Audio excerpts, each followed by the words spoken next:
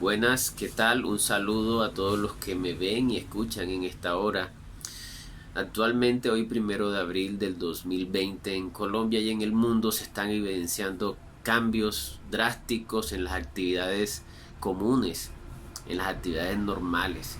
Estos cambios, debido a la pandemia, han evidenciado la fragilidad del sistema humano, la fragilidad de la economía y la fragilidad de la vida misma.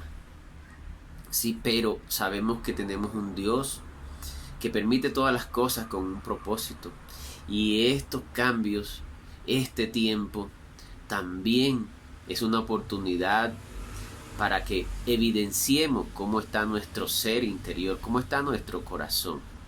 Teniendo en mente eso, yo quisiera que vayamos al libro de Filipenses, capítulo 1, capítulo 2, del 12 al 15. Dice: por tanto, amados míos, como siempre habéis obedecido, no como en mi presencia solamente, sino mucho más ahora en mi ausencia, ocupaos en vuestra salvación con temor y temblor, porque Dios es el que en vosotros produce así el querer como el hacer por su buena voluntad. Haced todo sin murmuraciones y contiendas, para que seáis irreprensibles y sencillos, hijos de Dios sin mancha, en medio de una generación maligna y perversa, en medio de la cual resplandecéis como luminares en el mundo.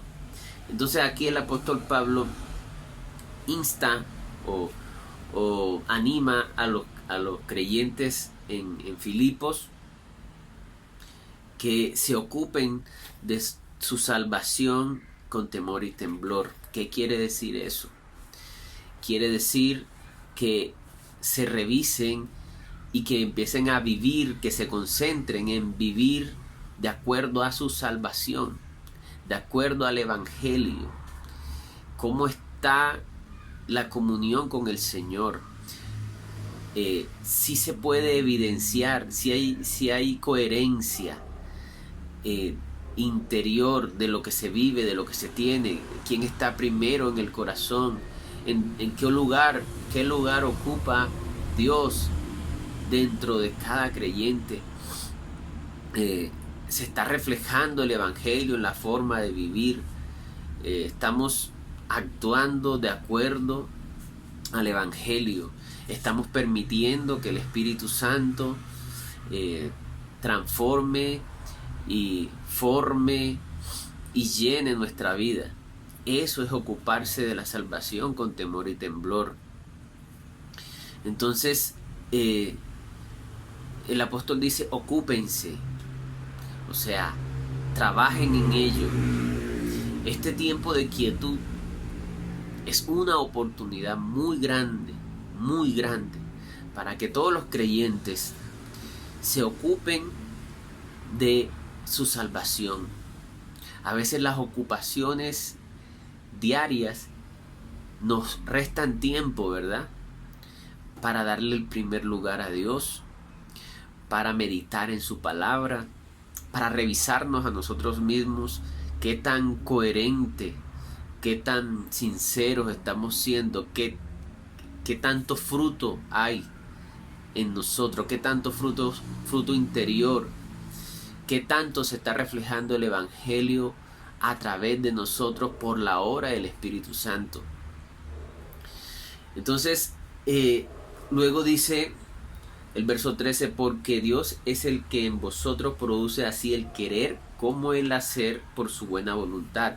Esto no se trata de que ocuparse en el Evangelio, en la salvación, no se trata de que en la propia fuerza de la persona, en la propia voluntad, en la propia energía, logre mostrarse como alguien digno.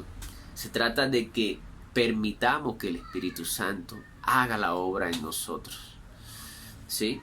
Entonces dice: porque Dios es el que en vosotros produce así el querer como el hacer. Ese querer no es una emoción, es una convicción, ¿sí?